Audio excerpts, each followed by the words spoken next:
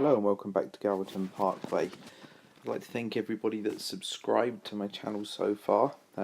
Just over a week now we're up to 150 subscribers, which is really good. I'm really pleased with that. So thanks for the people that have taken the time to have a look at the videos so far and comment on them.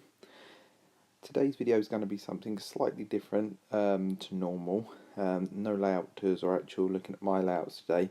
What we're going to do instead is in fact focus on the things that have inspired me when building my layout. So what I'm going to do, I'm going to take you through a few different resources online that I look at when I want to build a layout. I'll take you through some of the layouts that have inspired me and hopefully give you some useful links and things to look at that will help you when you go ahead. Now, perhaps surprisingly, one of the biggest resources for model railways and model railway ideas, suggestions and photographs is actually on Facebook.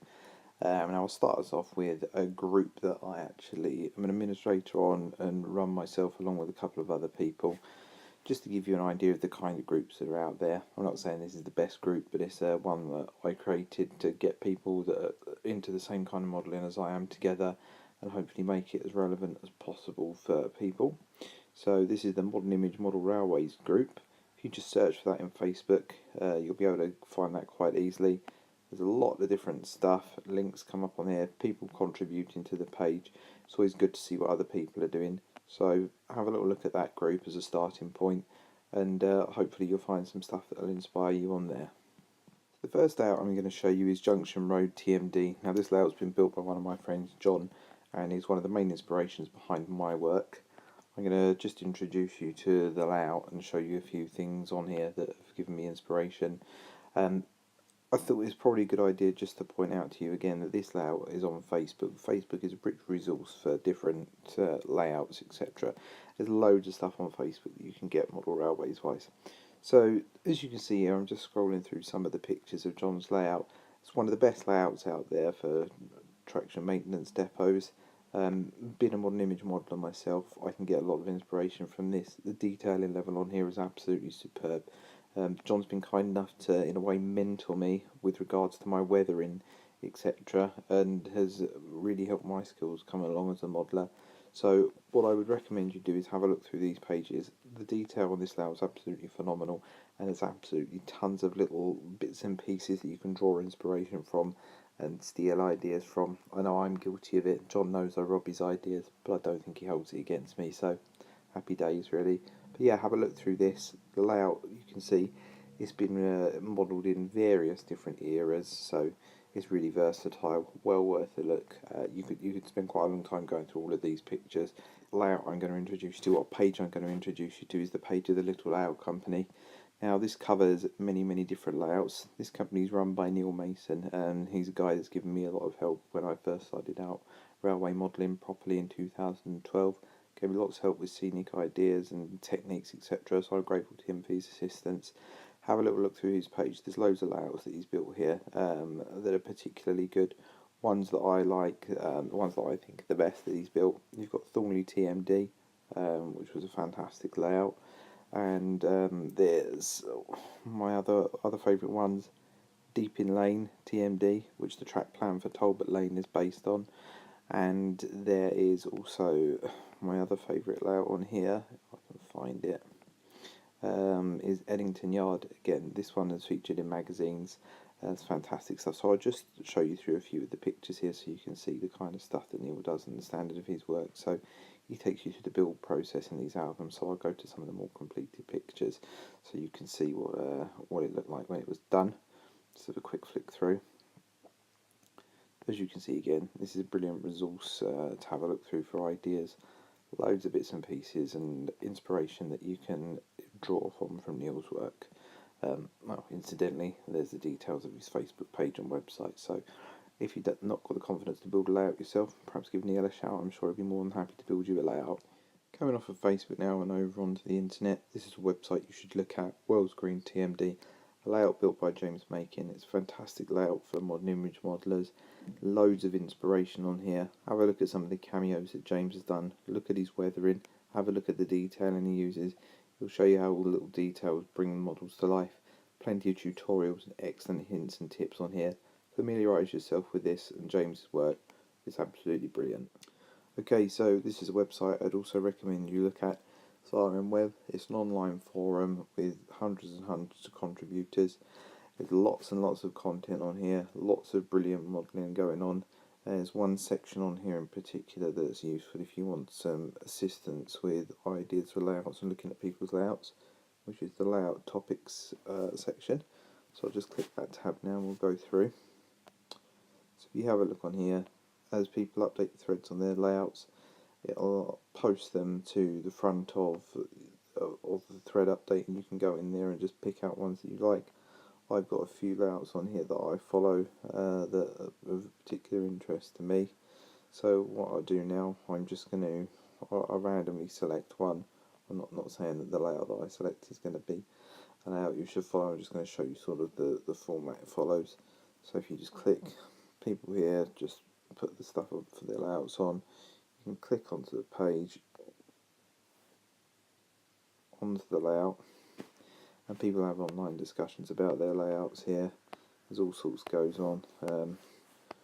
Normally there's more pictures of people's layouts than on this page. This just seems to be a discussion, but yeah, here we go. See, you get the idea. People put stuff on here. You can follow layouts.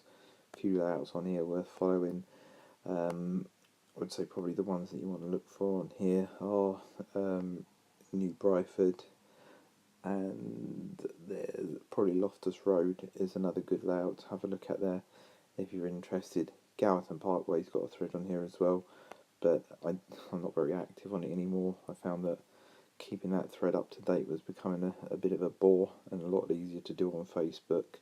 The target audience on Facebook's a lot wider, so.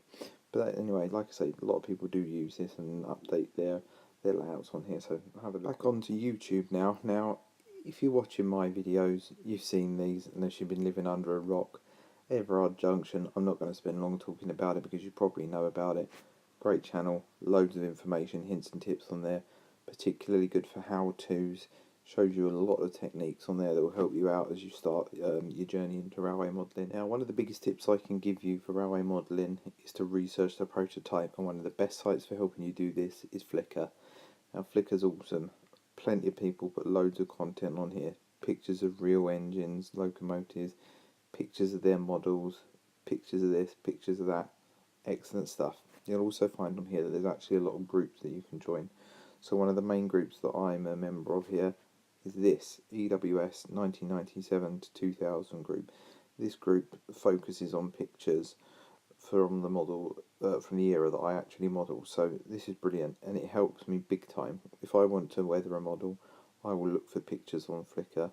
I'll use this group here in particular to find locomotives that are interesting that I could model for my layout. You'll discover lots of different things on here. So for example, the era that I model is 1997, I'm lying, about 1999 onwards. So have a look at these pictures here, and for example, there's a BR Green Class 47 there. Okay, that's cool. Didn't realise I'd be able to run one of those in the era that I model. Click the information on it, and it tells you there. There we go. The date, 1998, July. I could probably just about get away with it on my layout. But you see where I'm going with this. You can find things on here that you didn't realise fell into your era of modelling. So I could use this in the future. Now, what I'll do with this as well, if I've got a locomotive that I've bought that I need to weather, I'll run a search for that locomotive on here. So I'll just do a quick example of one of my models. So I want to search for class 37114 in EWS livery. Got a model of that. Search. Cool. So loads of pictures on here. Now what I do is I go through and see if I can find one of how I want to model the locomotive in the particular condition. So this was the picture that caught my eye when I did my loco. Black head coat boxes, no snowplow on the front, which is how I wanted the model. So I use this picture as my resource for weathering. I'll look at this and I'll try and copy that as closely as possible. And again, other locomotives that I would have done on here, so sticking with class 37s because they're easy to remember. Here we go. So this is Viking. There we go. And again, you have a little look at this and it brings up things that you perhaps didn't know that you could model before. So we've got here Viking pulling 2 coaches in EWS livery, which is a working that I wasn't really aware of.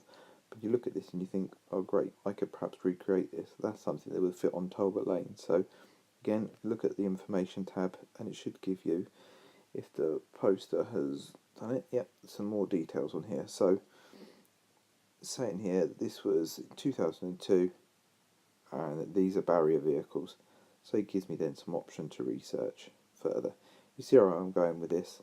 Have a look at Flickr, get involved with it. Now, a brilliant resource when planning a layout is actually Google Maps. If you think about it, you can look at satellite view over the entire UK rail network, and it just gives you some brilliant ideas for track plans and track layouts. What you'll find is if you imitate real life track plans, a lot of the problems that you would come across in real life have been resolved as they are out in the real world and getting used by the real thing on a day-to-day basis. Also, this is useful for helping you come up with ideas for trackside paraphernalia, little details, etc. You got bits here as well, you know, this kind of thing. You can see how various different roads, etc., interact with layout, with the layout of the track. Now, excuse my Facebook notification. Yeah, also it gives you names of the various different streets. So, well, without this resource, you wouldn't discover hilarious things such as the Middle Mother Ditch, whatever one of those is, worth its weight in gold on its own. So that pretty much draws this video to a conclusion. What we've gone through here is by no means an exhaustive list of resources for research in layouts, but it's just pointers that I think that I could give you that you might find useful, and this is stuff that has helped me with my modelling. Hopefully it helps you.